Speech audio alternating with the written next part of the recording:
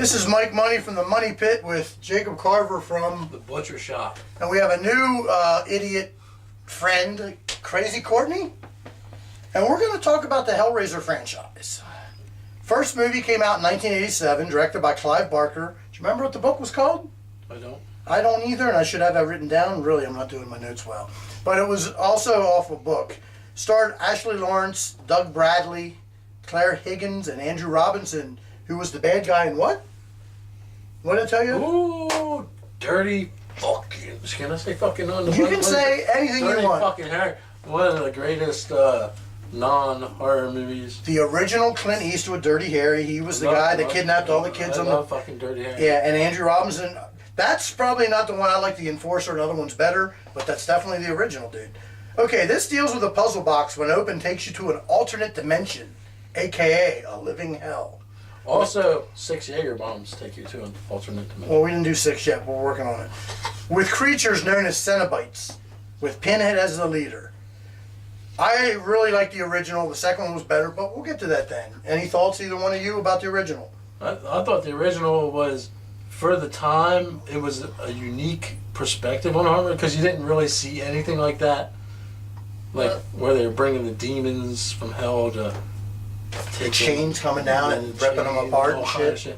Definitely. Yeah. What's your Yeah, and when he tried to come back, or when he was coming back from that alternate dimension or from the dead, wherever, it just, the skin growing back and everything Right. growing back, it was like...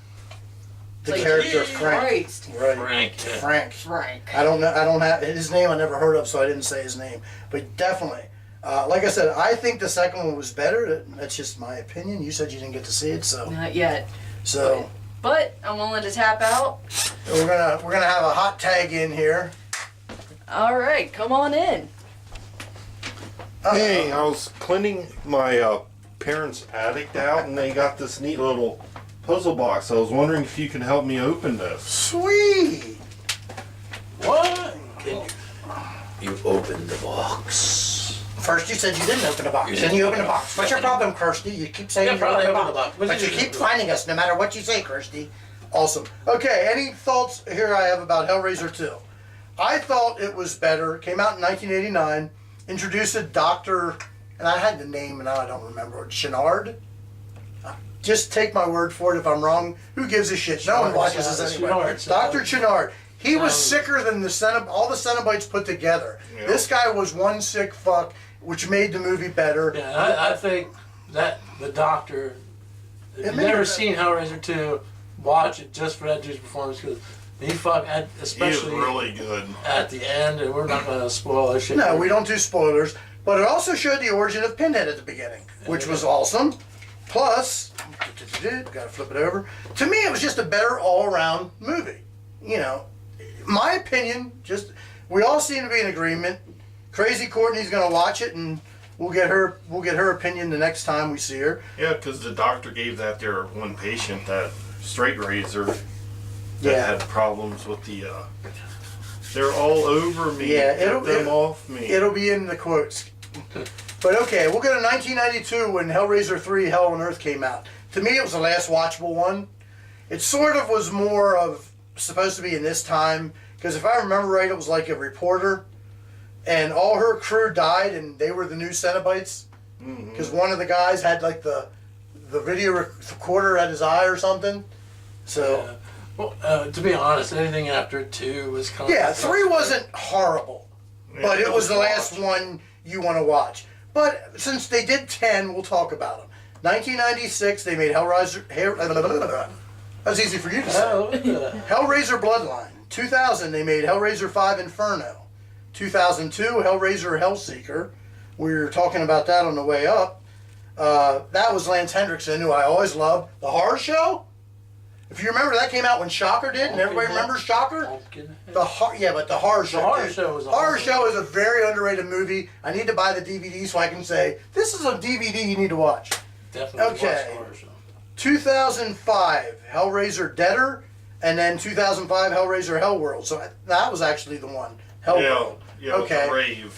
Hellworld was the one with Lance Henriksen. But anyway, when you're making 2 movies in the same year by the same director, again, as I said to him, is it King Diamond or Dream Theater where we just are we're gonna do one recording session, do 6 albums? Yeah. That's what it sort of reminds you of. 2011, Hellraiser Revelations came out without Doug Bradley. How could you not have Doug Bradley as Pinhead? He is fucking Pinhead. Am I wrong? And of course, we got to mention everyone. Jason in space, Leprechaun in space, and I think they did one with Hellraiser. Yeah, probably. Yeah, there I'm was not sure Hellraiser in exactly which space. one. Yeah, I'm was, not sure either, but it sucked totally too. sucked.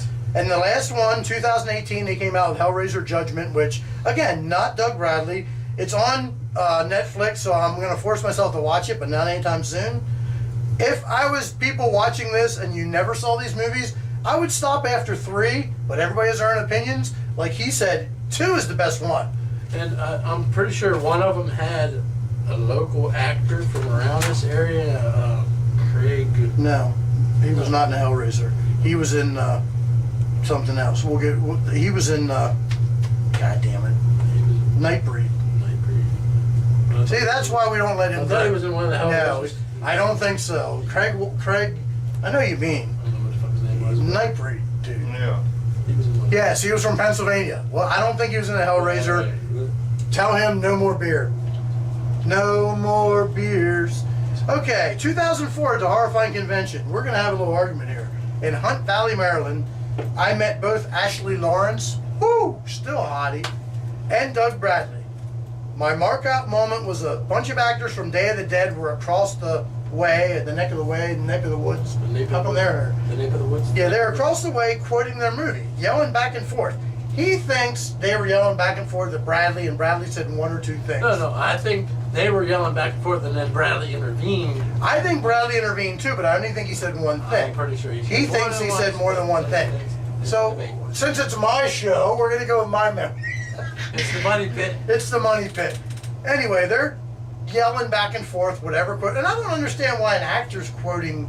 I don't understand the fans, because I'll go up to Malcolm McDowell and look at him and make a Clockwork Orange crack, but I don't understand why they're doing it. Then again, Day of the Dead wasn't exactly known for famous actors. Anyway, they're quoting back and forth. I'm getting ready to get my picture taken with Doug Bradley, and as they're yelling back and forth, Bradley looked over and yelled, "Your suffering will be legendary, even in hell." And I did the old, "We have a winner." Woo. And, you know, it's my mark out moment.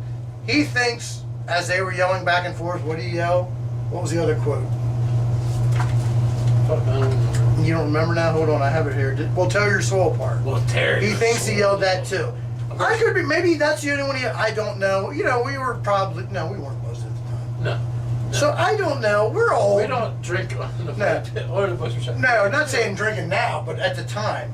So it could be. We don't drink on the butcher shop. No, at all. You can have that back so I can get my beer. So I'm going to do some quotes from the movie. What is your pleasure, sir? Your favorite. Jesus wept. We have such sights to show you. Go ahead. We'll tear your soul apart. We're demons to some, angels to others. How about that one? You liked that, didn't you? And to think I hesitated. That doctor was one sick fuck. I loved him. Okay, he was talking about earlier. Please get him off me. Oh, that's just horrible. We have eternity to know your flesh. He is in his own hell, child, just as you are in yours. And the final one will be, it wanted souls and I brought it you. You wanted to know? Now you know. There you go. This was our talk about Hellraiser. Some people might like more than 2. You know, I don't know.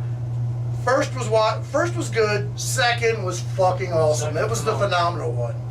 And the phenomenal one, AJ Styles. Yeah. Holy fuck, he just came off the ropes. And then the third one I think was watchable. After that, buyer beware, right? And I'll add, the first 2 movies, the effects in that still stand up to this day. Yes, they do. They were top notch. You can definitely watch it in 2019. Yeah. The fucking effects are phenomenal. If you don't know what year it is, no more beer for you. No soup for you. Jägerbomb. Well, we're doing the Jagerbomb between shows. Okay, this is Jacob Carver from, The butcher shop. and Blades from Midnight's Gaming Emporium. And Mike Money from the Money Pit saying, Mil Mascaris? Yeah, Masters, why not? For horror? Sure.